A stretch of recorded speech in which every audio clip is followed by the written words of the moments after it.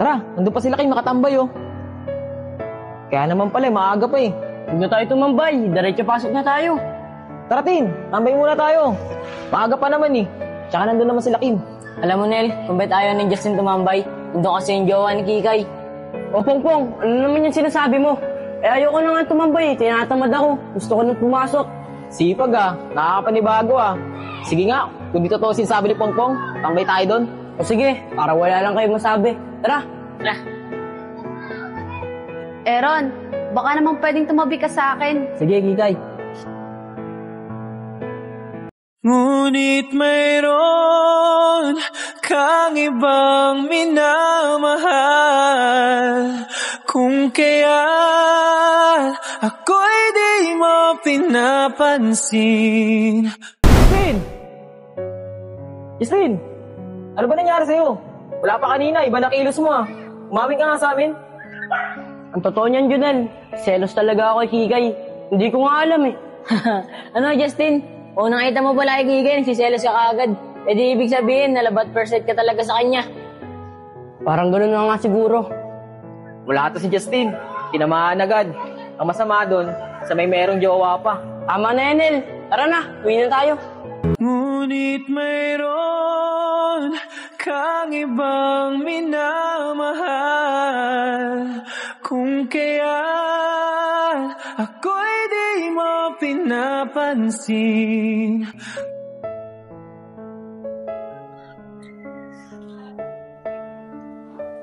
Ron, kayo na ko pa napapansin ah. Parang ang lalim na iniisip mo. Hindi lang pumasok sa Arbenz, na-miss mo agad. Didong, di ba nga, nag-usap kami kahapon ni Iya. Pinapili niya kasi ako kung si Kikay ba o siya. At ang sabi niya, pag pinili ko si Kikay, siya na mismo lalayo sa akin. Kala ko ba alam ni Iya na dalawa sila? Kasi alam naman ni Iya na pinapirahan mo lang si Kikay. Yun na nga biglang nagbago yung isip niya. Di ba nga, nung nakaraan, pumunta kami ni Kikay sa Wawa. O bakit Ron? Ano bang ginawa niyo ni Kikay sa Wawa? Niligaw ko si Kikay. Di ko alam, napupunta pala doon si Iya, kaya nahuli niya kami. Eh Ron, ba't mo naman kasi nalikan? Kala ko ba pinapirahan mo lang si Kikay? Nabigla lang kasi ako. Pero Dong, aaminin ko talaga sa'yo. May in love na talaga ako kay Kikay. Sabi na nga tama yung nala namin ni Arbenz. Tsaka nabibigay ni Kikay mga gusto mo. Tsaka kung totoo maganda talaga si Kikay. Yun na nga naguguluhan na talaga ako. Kasi sayang yung pinagsamahan namin ni Iya. Diyan ka madadali Ron.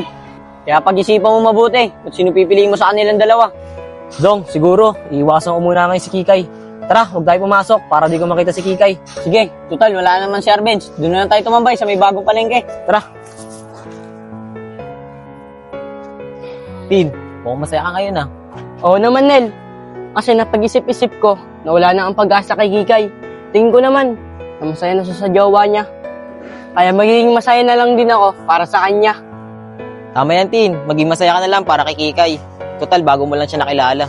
O Nel, ano ba kasing nangyari kagahapon? Yan, absent pa. Wala ka tuloy nalalaman. Saan ka ba galing kahapon? Pinuntahan kita si Inyo, wala ka. Di, umalis kasi kami kagahapon. Bakit? Ano ba kasi nangyari? Umaming kasi si Justin sa amin kahapon. Eh di ba nga may jowa si Kikay? Kaya nagsiselo siya. Nel, hayaan nyo na yun. Sa ngayon, kalimutan ko na yun. Tara na, pasok na tayo. Baka malit pa tayo eh.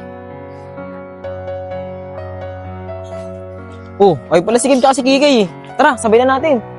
Mayroon akong nais malaman, maaari pang magtanong. Okay, sila Junel pala yun, no? Tara, punta tayo sa kanila para sabay na tayo pumasok. O, sige, tara. Ganda talaga ni Kikay. Pero wala naman ang pag-asa sa kanya eh. Kasi may boyfriend na siya. Oy Kim, sakto! Papasok na rin kami. Tara, sabay-sabay na tayo. O, sige, tara. Malilate na rin tayo eh. Ngunit ganon pa man, nais kong malaman mo, ang puso kong ito'y para lang sa'yo. Nandito ako, umiibig sa'yo. Dong, dito na lang tayo tumambay. Dito na lang tayo magantay ng uwian. Sige Ron.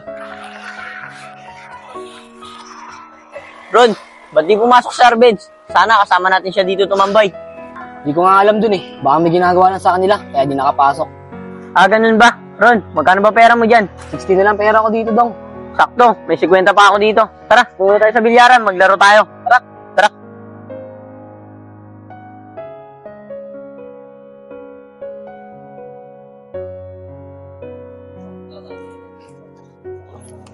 Okay, Kay. Nasaan nga pala yung boyfriend mo? Hindi ko alam, Kim eh. Kanina pa ako tumitingin sa paligid. Hindi ko man lang siya nakita. Baka hindi na naman papasok yun. Ah, baka nga hindi papasok yun. Diba nga sabi niya kahapon na may gagawin siya sa kanila. Baka hindi natapos yung gagawin niya, kaya hindi siya nakapasok ngayon. Kaya nga eh. Tin, bumulong ko si Kikay oh. Pasayahin mo nga. Oo nga, Tin. Labas mo naman yung kulit mo para mapasaya mo si Kikay. Nel, alam niyo naman na may pagtingin na kay Kikay. Siyempre, naiiya ako sa kanya. Tin, kala ko wala na sa'yo yun.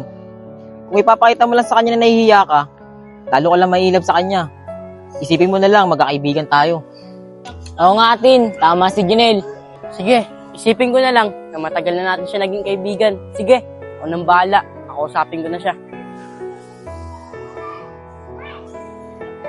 Kikay, ba't parang malungkot ka? Wala kasi si Aaron eh. Hindi siya pumasok. Kaya nalulungkot ako. Huwag mong isipin yon. Baka may ginawa lang yon. Malay mo bukas, pumasok na yon. Wala man lang kasi siyang paalam sa akin na hindi siya papasok eh.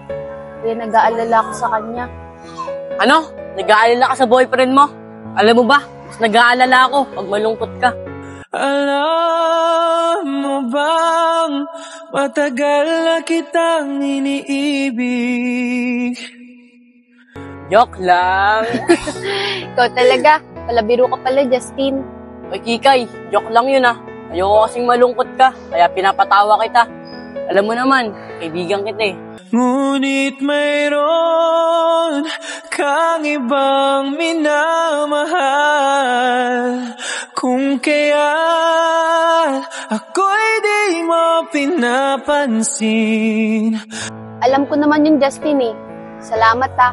Dahil sa simpleng biro mo, napangiti mo na agad ako. Kikay, alam mo ba, gusto ko palaging kasama ng mga kaibigan ko kasi palabiro ako. Pero pagdating sa'yo, kaya ako magseryoso.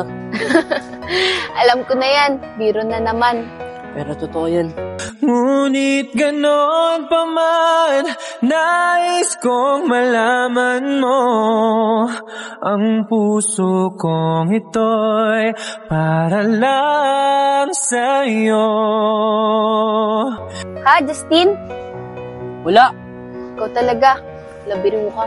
Nandito ako, umiibig sa'yo, kahit na nagdurugo ang puso. Kung sakaling iwanan ka niya, huwag kang mag-alala, may nagmamahal sa'yo, nandito ako.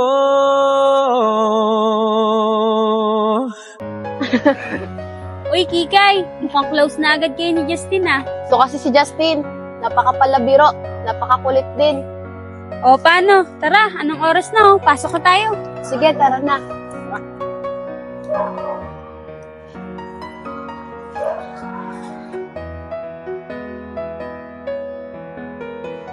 Dong, mauna ka na. Aantayin ko pa si Iya. Magkikita kasi kami yun dito eh. Sige Ron, dito na ako. Sige, mag-ingat ka Dong ha.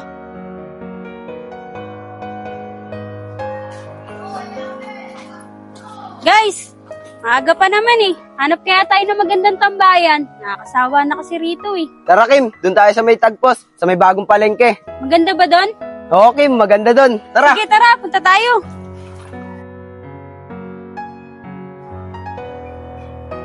Ayun pala si Aaron eh. Oh, ayun na pala si Iya. Oh Iya, ba't gusto mo may pagkita sa akin? Aaron, hindi ka pumasok no? Oo, di ako pumasok. Tinamad kasi ako eh. Aminin mo nga sa akin, kaya ka ba hindi pumasok kasi iniwasan mo na si Kikay? Oo, Iya, ganun na nga. Kasi mas pinili kita kaysa sa kanya. Aaron, salamat ah. Kasi hindi mo sinayang yung matagal natin pagsasama. Oo naman, Iya. Hindi ko sasayangin yun. Alam mo naman, di ba? Na mahal kita. Ganon din naman ako, Aaron eh. Mahal din kita. Kaya ang gusto ko, ako lang. Tara, Iya. Doon muna tayo sa bahay. Hatid na lang kita mamaya pag uwi. Sige, Aaron, tara. Tara, Iya. Tago muna tayo dito. Aaron, ba't tayo nagtago dito? Andiyan kasi yung mga nakaaway ko. Huwag mo na silipin. Baka mahita pa tayo dito. Negro, saan ba tayo tatambay dito? Anong oras na oh? Ginabi na tayo. Ang layo pala na ito. Tara, doon tayo sa may kabila. Wala na kasi tayo matatambayan dito eh. Tara. Sige, tara.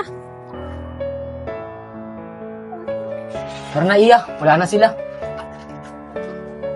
Tara, Iya. Bilisan natin. Negro, saan ba talaga tayo? Wala na palang matatambayan dito. Ano ba yan, Negro? Alam ko malakas ka mag-trip. Pero itong trip mo, bad trip. Pasensya na, Kim, ha. Pasensya na, mga tol. Di ko alam, sarado na tambayan dito. Ito kasi si Negro, ang lakas ng tama eh. Papagalitan pa ako ni Papa dahil sa'yo. Tara na, mami na tayo. Nagsushoot pa naman papa mo eh. Tara. Tara na.